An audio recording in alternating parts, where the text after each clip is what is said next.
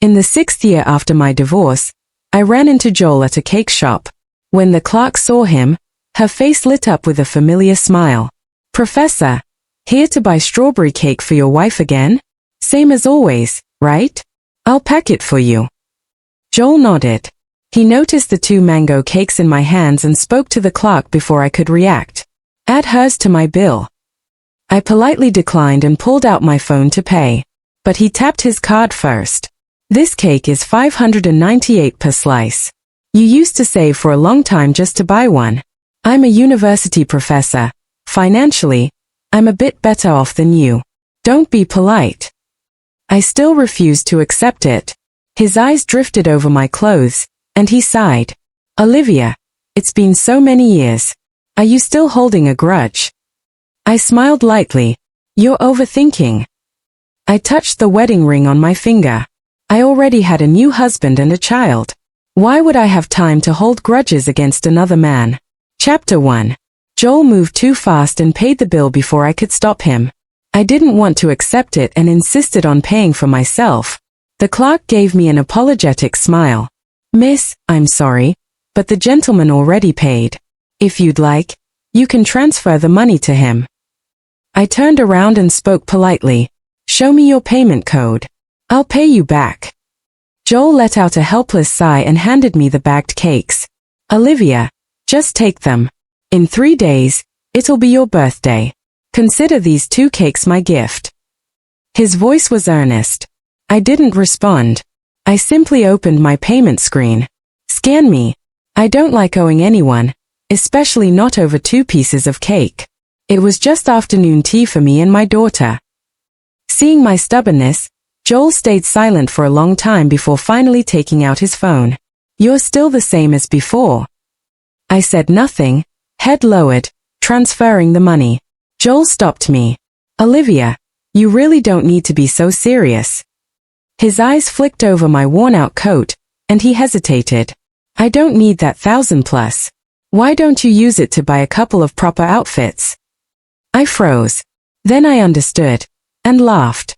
Earlier, when I was volunteering, I gave my coat to a girl who was dealing with her period and needed something to cover up with. Since autumn had begun and the weather was cold, I borrowed a cleaner's spare coat on my way back. Joel probably thought my life had fallen apart. I didn't bother explaining. I simply said, "Thank you," and turned to leave. But he grabbed my arm from behind. "Let me give you a ride." I stiffened and shook off his hand. "No need. Your wife might misunderstand." Joel's hand reached out again, stopped in mid-air. He knew fully well that his young wife, 8 years his junior, was notoriously clingy and jealous. "Olivia," he grabbed my wrist again.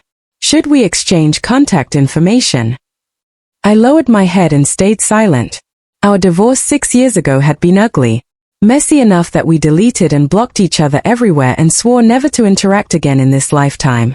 I shook my head. "Forget it. Olivia, you don't need to stay angry at me. So many years have passed. I just want you to live better." He said he wanted to add my contact to transfer some money to me as compensation for back then. I almost laughed. Back then, I fought like hell, lost all dignity, yet didn't get a single cent of compensation. Now that I no longer needed him, he suddenly appeared saying he wanted to compensate me. "Darling, I called you earlier. Why didn't you answer? Who are you talking to?" While I was dazed, a young woman in a pink coat came bouncing over and hooked her arm through Joel's. When she saw me, her smile froze for a second, then widened again. "Olivia, it's you. It's been so many years. Why don't we have a meal together?" Before I could react, Lisa grabbed my arm with false enthusiasm, chattering loudly. "Olivia, we've been looking for you for 6 years. You vanished completely. Even your old colleagues thought you went abroad. Where did you go all these years?" I quietly looked at the girl in front of me. She had changed so much I could barely recognize her. Back then, she had frizzy hair, simple clothes, and eyes like a frightened little deer, a poor scholarship student. After 6 years of Joel's meticulous care, she had grown into a dazzling red rose.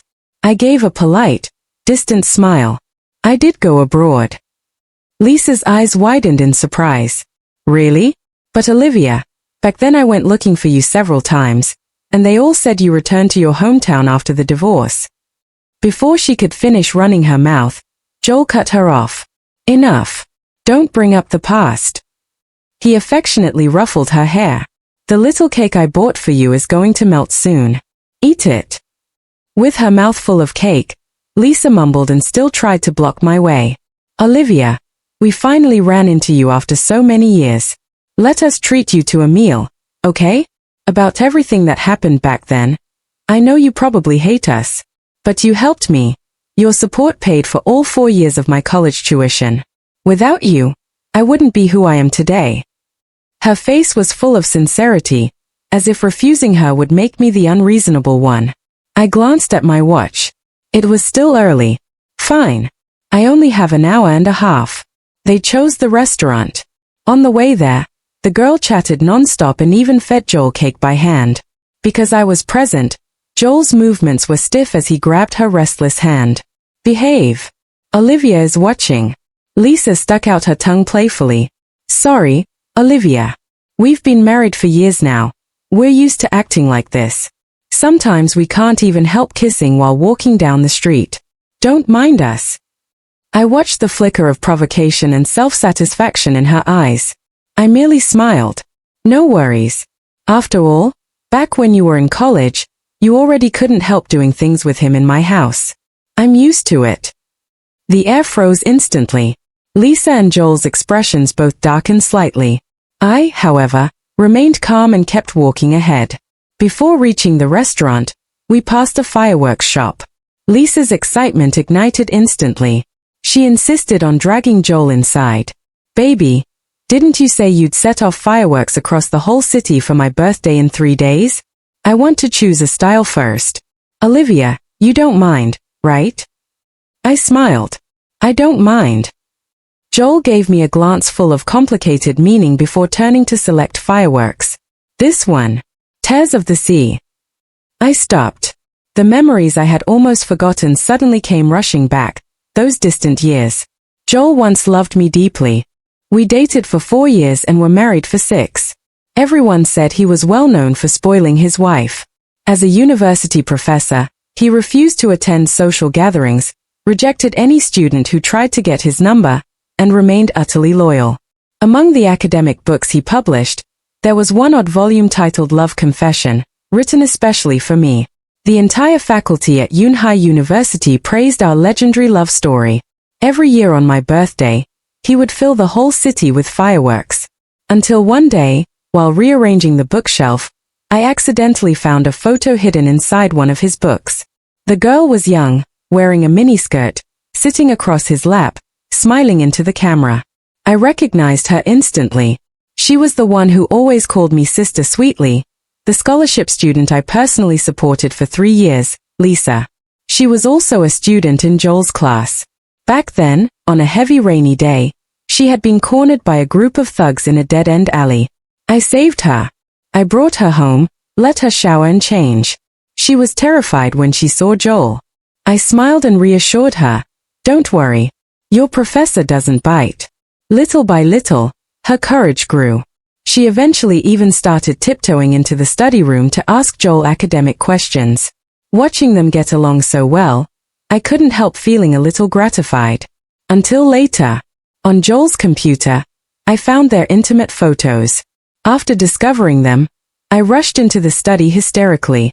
And sure enough, the teacher and his student, who were supposedly studying, were intertwined on the desk, completely absorbed in each other. When I barged in, both of them panicked and grabbed their clothes to cover themselves. I lost all dignity, all manners. Like a madwoman, I screamed at the top of my lungs, demanding to know why Joel cheated right under my nose. But Joel only rushed to shield the woman beside him, covering her completely. Then he looked up at me, his eyes cold and furious. Get out, Olivia. You have no shame. We're not done. As expected, men can be ruthlessly heartless. When they love you, they'd give you their life. But once they don't, they can peel the skin right off your bones. Chapter 3. I smashed everything I could lay my hands on in every room. I refused to believe it. One was the man I had loved for nearly 10 years. The other was the poor student I sponsored for 3 years, whom I treated like my own little sister. Yet the two of them actually dared, right under my nose, while I was cooking, to openly entangle themselves in the study. Under the guise of academic discussions, they committed the most shameless acts. My whole body trembled violently, my eyes bloodshot, completely unable to accept any of it. Joel looked at me with disgust, stubbornly shielding Lisa behind him. "Olivia, you're acting like a lunatic. You'd better calm down. If you dare hurt her even a little, I won't let you go."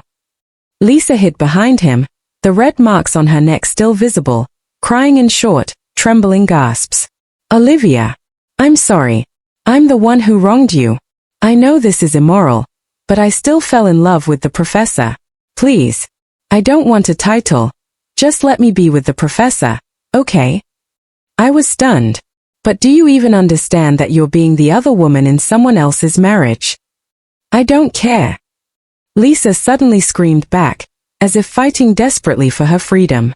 "What we have is a physiological attraction, Olivia. Even without you rescuing me, I already liked the professor at school. And he liked me too." Looking at her stubborn, fearless expression, I suddenly remembered the rainy night I brought her home.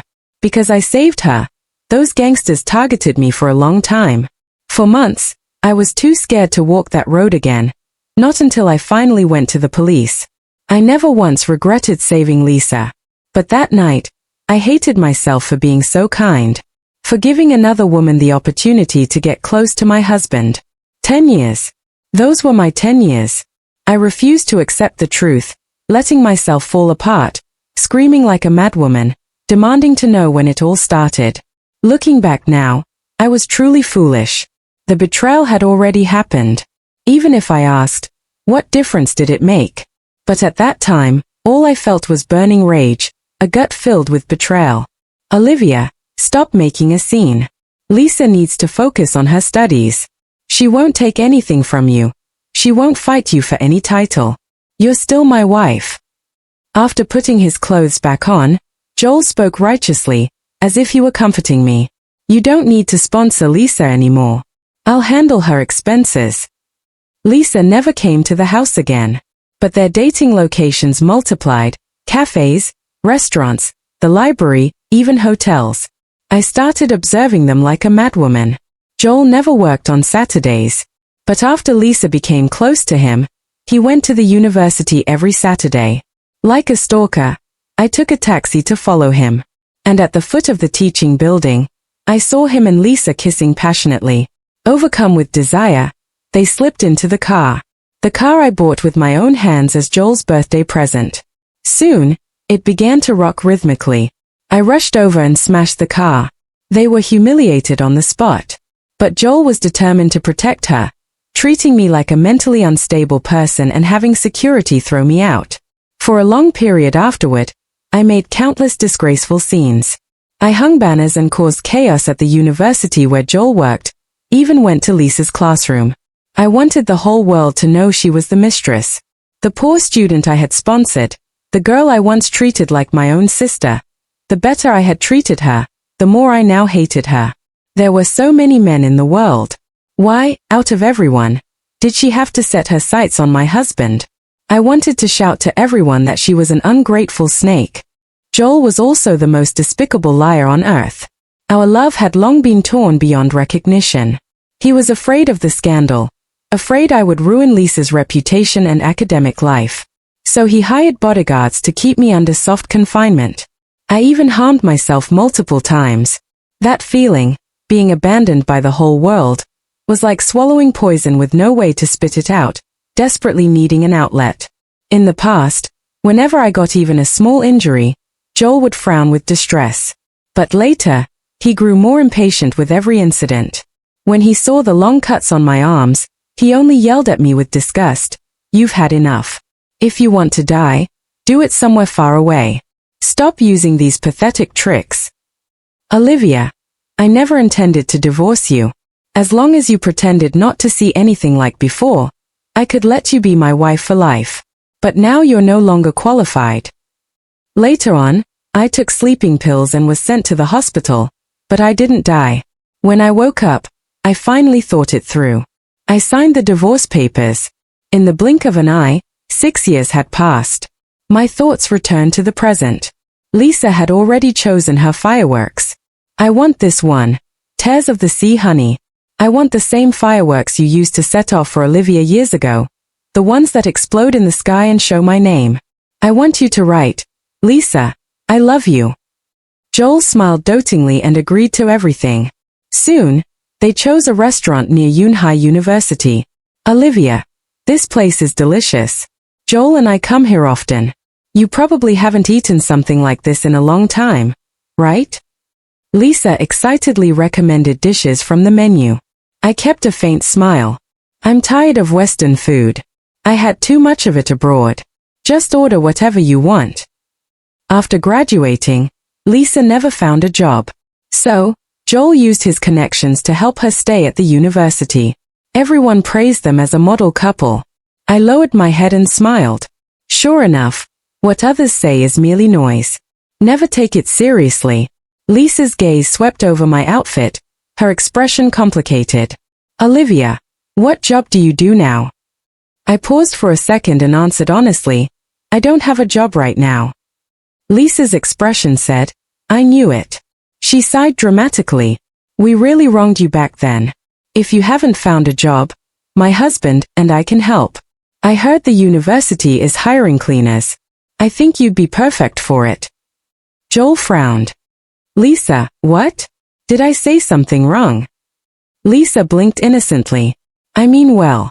Olivia clearly hasn't been doing well these years. I just want to help. Since I didn't deny it, Joel didn't say more. He merely turned to me. She talks without thinking. Don't mind her. I smiled faintly. Thanks, but my business is none of your concern. Just then, my husband Marco called me. Olivia, I just picked up our daughter from school. Where are you? You said you wanted hot pot, right? I'll bring Sophia to meet you. I replied softly, okay. I'm at the Western restaurant across from Yunhai University. After I hung up, the two of them stared at me suspiciously. Olivia, didn't you say you have no relatives in the capital? Who just called you? I smiled. My husband. They froze instantly. Lisa even jumped up in shock. Olivia, you're married. Joel's face turned pale. Olivia, you don't have to put on an act. If you're single, just say so, why lie? Chapter 5. I froze for a moment, wanting to explain, but the words instantly died in my throat. Why should I explain anything to him? A man who was less than a stranger to me, who had been erased from my life 6 years ago. I didn't lie. I've finished eating. Enjoy your meal. I stood up to leave, but he grabbed me. Olivia, make it clear before you go. I already asked my friends in the circle to investigate. It's impossible that you're married. I almost laughed, turning back to him. And what makes you so certain? Joel's expression turned ugly. He couldn't answer, but his eyes and his face had already betrayed his thoughts. Joel always carried a sense of superiority, as if he were above everyone. He had seen how I once clung to the marriage, how I destroyed myself trying to stop the divorce. He was convinced that even if I divorced, I would regret it, that I would wait for him to come back to me. During all these years I've been married to Marco, he blocked every piece of information about me. Even the private investigators hired at high prices couldn't find a single trace. So the rumors appeared. Some said I went abroad. Others said I returned to the countryside. All of it was fake. Nobody knew how happy I was with my husband, my child, with my family. Joel still refused to believe it. His face pale, he clung to the question like a madman. So are you actually married, or are you just dating that man, Olivia? Even if you want to enter marriage again, you have to keep your eyes open. What has he given you? Look at the state of the clothes you're wearing. Don't make yourself so cheap. You deserve better. Joel looked desperate. But I was completely baffled. What does who I marry have to do with you? Besides, no matter how bad someone might be, they could never be worse than you, right? It was just because of the cleaning lady's jacket I borrowed that he assumed my life had fallen apart. I told you I'm doing very well. I don't need your concern. I tried to pull my wrist away again. It didn't work. Joel held on tight, his knuckles turning white from force. Lisa watched for a moment, then suddenly forced a smile. Honey, look at you. You're scaring Olivia. Olivia said she's married, so it must be true. Her words were full of thorns. Her eyes drifted to the wedding ring on my finger as if checking whether it was real. But Olivia, that diamond is huge. If it's real, it must be worth at least hundreds of millions. My husband is right. There are all kinds of men outside. Be careful not to get fooled. She spoke while proudly displaying her own ring. Look, Joel is a university professor, and even he could only afford a 12-carat diamond ring for me. But yours. The implication was obvious. She was suggesting my wedding ring was fake. Since she lacked the vision to recognize anything, I couldn't be bothered to argue. Thanks for the reminder. Just as I was about to yank my wrist free from Joel, steady footsteps came from the restaurant entrance. Olivia. Marco wore a dark gray suit, tall and composed. He held the hand of a little girl with pigtails, my daughter, Sophia. When he saw Joel grabbing my hand, his brows tightened. He stepped forward quickly and calmly pulled me behind him. Sir, you were pulling on my wife just now. Is there a problem? His voice wasn't loud, but it carried an unmistakable pressure. Joel's face instantly turned ugly, especially when he saw Marco. His face drained completely of color. Who in the capital didn't know Marco? Back then, he returned from Wall Street, took over the family's empire, and within a few short years became one of the dominant forces in the entertainment industry. A university professor like Joel didn't even qualify to be compared. Marco. Joel's hand stiffened in mid-air. Even his tone weakened. I'm Olivia's ex-husband. Ex-husband? Marco raised a brow, looked down at me, and his gaze softened instantly. Olivia, why didn't you ever mention it? I really thought your ex-husband was dead. Joel's face turned iron blue, his eyes wide with disbelief. I simply gave a light, distant smile. He's not important enough to mention. Sophia peeked out from behind Marco, her big eyes blinking at me. Mummy. I crouched down and hugged her. She kissed me on the cheek and said in her soft little voice, Daddy said Mommy was talking to a bad guy. Sophia will protect Mommy. Lisa's face went green then white. She forced a smile and tried to smooth things over. So Olivia's husband is Mr. Marco? That's really impressive. I thought Olivia wasn't doing well these years, but she's married so well. She beamed awkwardly, trying to extend her hand toward Marco, but he ignored her completely. Marco put his arm around my shoulders. We still have things to do. We'll be leaving. As we walked past Joel, he suddenly called out, Mr. Marco. Olivia, my wife's name isn't something you get to say. Marco gave him a cold glance. And stay away from my wife. Joel opened his mouth, but no words came out. On our way out, I didn't forget to take the 2 mango cakes I bought. I added casually, oh, by the way, this kind of cake costs $598 each. My daughter and I eat one every day. Not because we can't afford it. Watching our family of 3 leave together, Joel stood there pale for a long time. After hot pot, I stood by the roadside while Marco went to get a little gift for our daughter. Then I heard a loud argument coming from the hot pot restaurant behind us. A woman shouted, Why are you giving me that attitude? Don't think I didn't notice. The moment you saw Olivia, your eyes didn't move. You keep saying you've forgotten her. But can you swear you really have? Every time you sleep talk in the middle of the night, the name you call out is hers, Olivia. And last time on my birthday, the fireworks, admit it. You misspelled the fireworks because you were spacing out, and it became Olivia, I love you. You said it was a reflex. Liar, Joel, you have never gotten over Olivia.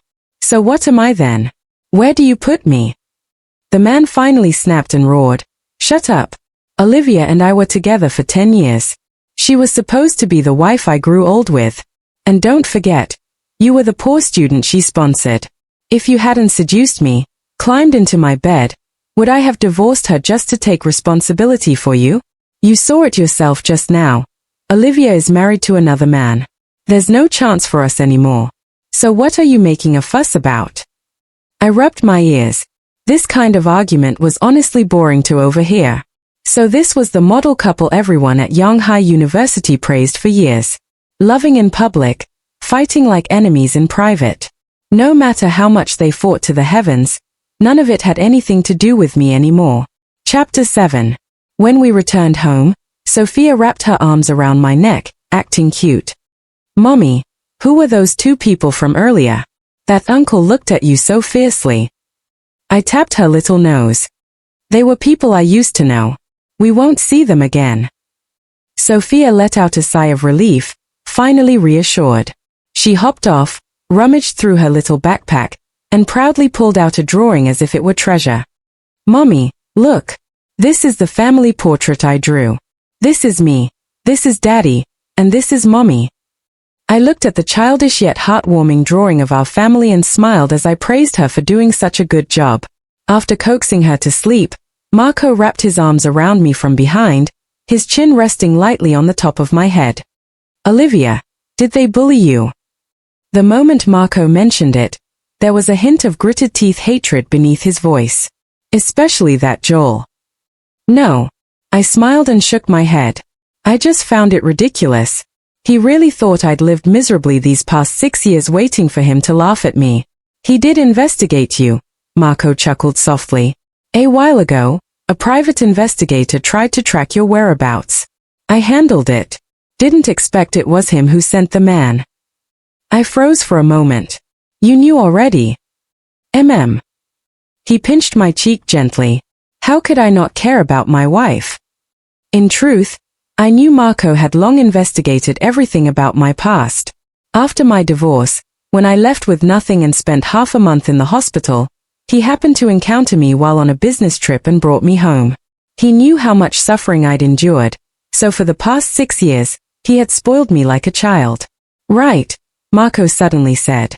Next week, Yanghai University is holding a donation ceremony. They want me to attend the ribbon cutting. I raised a brow in surprise. You never attend these kinds of events. There used to be no need, Marco smiled. But things are different now. Some people need to understand, my wife Olivia is not someone anyone can bully. Chapter 8. On the day of the donation ceremony, Marco deliberately brought me along. I wore the custom-made gown he had ordered for me. When I walked into the venue on his arm, every pair of eyes in the room turned toward me. Joel, as the representative of the university, stood on the stage. The moment he saw me, his face went utterly pale, and the speech in his hand almost slipped to the ground. Lisa stood beside him, wearing a cheap-looking dress. Compared to the haute couture gown on me, she looked completely out of place, and her expression was terribly unpleasant. Halfway through the ceremony, the host invited Marco on stage to speak. He took the microphone, swept his gaze across the hall, and finally fixed his eyes on Joel. I came today not only to donate, Marco said, but also to announce something. He lifted my hand and raised it for everyone to see. This is my wife Olivia. Some of you may know her. 6 years ago, she suffered a great deal here. She was even labeled as a lunatic and mentally unstable. The audience erupted. Whispers spread like wildfire. Olivia? Why does that name sound familiar? Isn't she Professor Joel's ex-wife from 6 years ago? Right, I remember she caused a huge scene back then, saying she was trying to catch someone cheating. But later the matter was suppressed. Some people said she was a mentally ill woman who mistakenly barged into campus. My God, who would have thought she's Marco's wife now? Marco swept the crowd with an authoritative gaze. Then his voice echoed again. Clear, steady, powerful. The student my wife once supported ended up becoming the third party who destroyed her marriage. The man she loved for 10 years discarded her like trash. I'm standing here today to tell certain people this. No one gets to bully a woman of Marco's. As for the past injustice, we'll settle it, slowly. Joel's face was as white as a sheet, his entire body trembling. Darling, she's here for revenge, Lisa stammered, barely able to stand. Her knees buckled, and a nearby teacher rushed to hold her up. I watched their disheveled, disastrous states. There wasn't a shred of satisfaction or triumph in me, only calm, because I had long let go. Whether they were once proud and arrogant or now being slapped in the face by reality, none of it had anything to do with me anymore. Chapter 9. After the ceremony ended, Joel rushed toward me like a madman to block my path. Olivia, listen to me. I must have been out of my mind back then. I regret it. I really regret it. I was slightly stunned. Joel had always cared deeply about his image and behavior.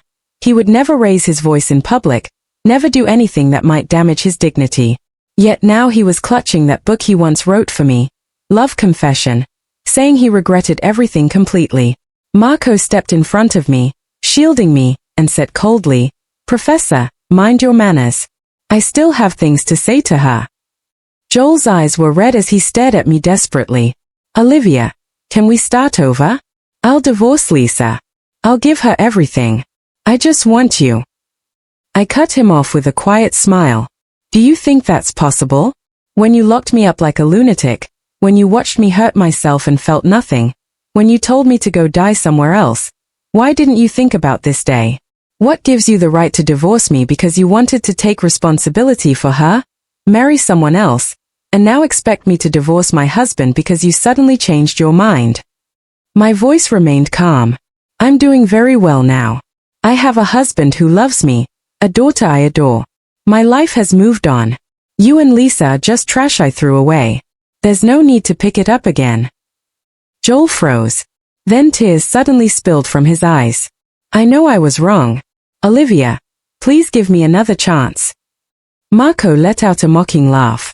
"My wife already gave you a chance. In fact, she gave you countless chances. And you personally destroyed all of them, 6 years ago." He gestured toward security. "Escort this professor out. Don't let him be an eyesore here." As Joel was dragged away, Lisa suddenly rushed toward me, pointing and shouting, "Olivia, you bitch. You did this on purpose. Today was your trap. You wanted to humiliate us, didn't you? You just want to ruin us. You disappeared for 6 years, but the truth is, you never forgot revenge. You planned this for 6 whole years just to destroy us." Now, she was the one being labeled the lunatic. Marco's expression turned icy. A bodyguard immediately stepped forward, covered her mouth, and dragged her away. "People like her aren't worth your time." Marco took my hand. "Let's go home." I only turned back to glance at them lightly. What goes around comes around. That much is true. Chapter 10. After that, Joel and Lisa's life fell completely apart. Rumors began spreading throughout the school about how they once destroyed someone else's marriage. No one chose Joel's classes anymore. Every course he taught was given terrible reviews. Some righteous college students even shouted openly during his lectures, "We don't want a professor with a messed up private life and rotten morals. Get out of our classroom." Lisa suffered even worse, constantly pointed at and whispered about by colleagues. She was fired not long after. I heard they fought every day. Joel yelled that Lisa was a disaster who ruined his life. Lisa screamed back that he was heartless, that if she hadn't taken the initiative, he would never have had the guts to divorce me in the first place. They fought from dawn till dusk, the house filled with smashed objects everywhere. Just like Joel and I back then. Joel came looking for me several times. He tried blocking me at the familiar cake shop but never managed to catch me, except for that one time I went myself. Usually, the nanny did the errands for our desserts. Later, I don't know how he found out where I volunteered. He finally managed to corner me. "Olivia, back then in my eyes, you were the only wife I ever recognized. But things got out of control. Lisa was young. I couldn't just ignore her responsibility. Olivia, I've been searching for you for 6 years." Hearing his hypocritical words, I only felt amused. What did you want to find me for? To bully me even harder? To humiliate me again? To drive me out of this city once more so you could feel satisfied? Joel's face turned pale. No, that's not what I meant at all. Olivia, I can't sleep. Every night I think of you. I think about our 10 years together. 10 years, Olivia. A cold smile lifted my lips. Back when he cheated. I fought, I cried, I hurt myself. I broke down again and again. I also shouted at him. That was 10 years. 10 years. And how did Joel respond? If you're done making a scene, sign the divorce papers. I don't have time for you. Now he regrets it. Too late. I pushed him away with the same coldness. Move aside. My husband is picking me up in front. If you upset him, forget losing your job at Yunhai University. You might never be able to stay in this city again. Joel's face went dead white and he stepped aside. But he didn't stop. Instead, he began following me every few days. Once he got drunk and ran to the bottom of our building, shouting my name into the night, crying that he missed me. Marco was so furious that his face turned dark. Without a word, he had security drag him to the police station and file a harassment report. Later, I heard Joel and Lisa had a huge fight, beating each other until they bled. They finally divorced. Lisa took more than half of Joel's assets, then immediately ran off with a rich heir. Joel was left alone, suspended from his job, drinking himself senseless every day, wandering the streets like a lunatic. Sometimes Sophia would ask, "Daddy, why did that crazy uncle disappear?" Marco held her and said with a smile, "Because he did something wrong. So he has to reflect on it." Leaning into Marco's arms, watching the sunlight through the window, I felt warmth fill my heart. The scars of the past might still exist, but they no longer hurt. Those who betrayed me eventually received the punishment they deserved. And I, after the storm, finally found my rainbow. I looked outside the window and finished the last sip of milk. Marco put on his fuzzy pajamas and slipped into my arms. "Wife, aren't you going to sleep?" I laughed helplessly and hugged this big, clingy dog of a man. "You're still the domineering CEO outside. Who would have thought you'd turn into a wife-spoiling puppy at home?"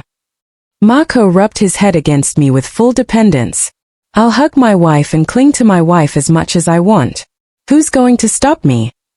The night, filled with laughter and warmth, didn't feel lonely anymore.